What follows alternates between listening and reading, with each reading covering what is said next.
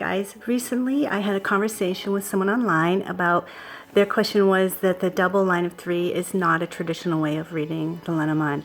And I argue that it actually is a slice out of the actual Grand Tableau, and to be honest, it's one of my most important teaching tools that I've developed over the years.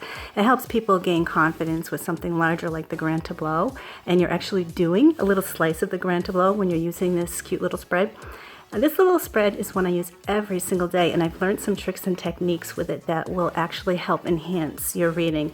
So I'm going to go through how to use this cute little spread and how powerful it is and how actually it is a slice of tradition. Let's talk about this one together. This is our Grand Tableau. It is something that for the new student is very intimidating, especially when you consider the houses that are under each card.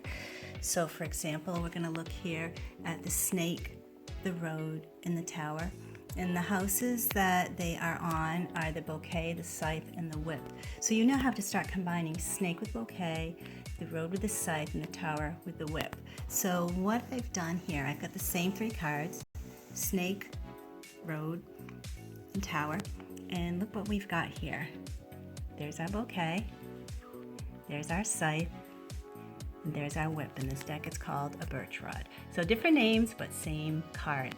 So now what we've got here, if we read this, we've got a 3-card reading just like here. With this, we're already reading with the houses.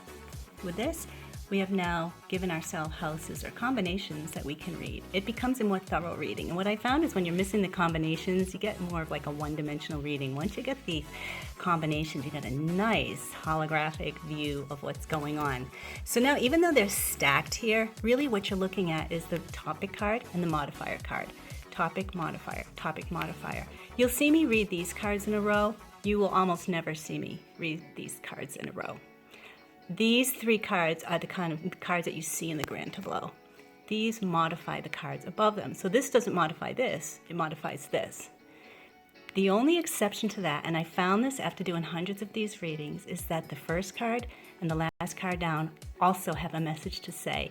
They're bookends to this. It's kind of like in the Grand Tableau when you read the top corner and the bottom corner, and then you put the 2 cards together into kind of like the summary of the entire reading. Like when reading the 4 corners, you can also read the 2 and mirror them. So this mirror right here, even though this is usually underneath, because this is the last card down and this modifies this card, I have learned that this also can modify the whole spread. So that's a little tip that you can use that will better your reading if you want to see where it's going. See where the snake and the whip bring, and you've got trouble that's repeated, trouble in criticism, toxic criticism. It's all kinds of negativity here. So when we read this particular spread, it would be just like we're taking out of the Grand Tableau. So you've got the snake, or troublesome, in the form of a gift. So it's a gift that comes, and you've got trouble here. We've got a path that's taken, or a choice that's made to split, harvest, cut. It's done. So this trouble happens. Someone reaches out with a gift or invitation that's toxic. Someone cuts it. And then we've got the boundary that's put up, the wall, and the sweeping away, or some kind of criticism that happens. This tells us more. The snake is what's giving the toxic criticism. So once it's a boundary, we can learn where this is coming from. This and this card are very important. So in this particular reading, we're just taking a slice out of the Grand Tableau, and we're showing it. Because when you're doing a 3-card reading, you don't have a Grand Tableau to put it on, and you don't know where to put the 3 cards so that you can be kind of random about it. And I let the cards choose their own houses. So here's what I do. So I take a deck, I have thoroughly shuffled this deck, and I let the cards choose their own houses. So I've got stork, letter, and we've got the heart. So those are our 3 topic cards. And let's see what kind of cards land randomly underneath them. Ship, 2 cards of movement, so somebody's moving. The letter is modified by the cross, which brings misery. So something in writing comes that is problematic or a burden. And it ends up a little bit of luck for something that is loved.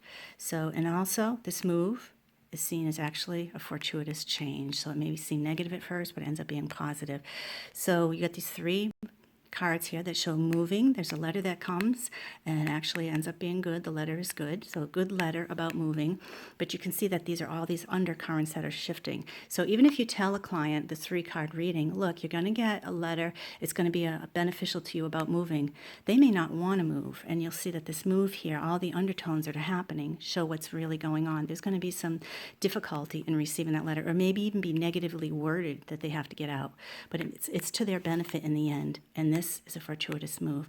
So this kind of, because in the Grand Tableau, when this is a house underneath and it modifies this as a whole, and this modifies this, I've learned that this modifies the initial card for the bookend reading.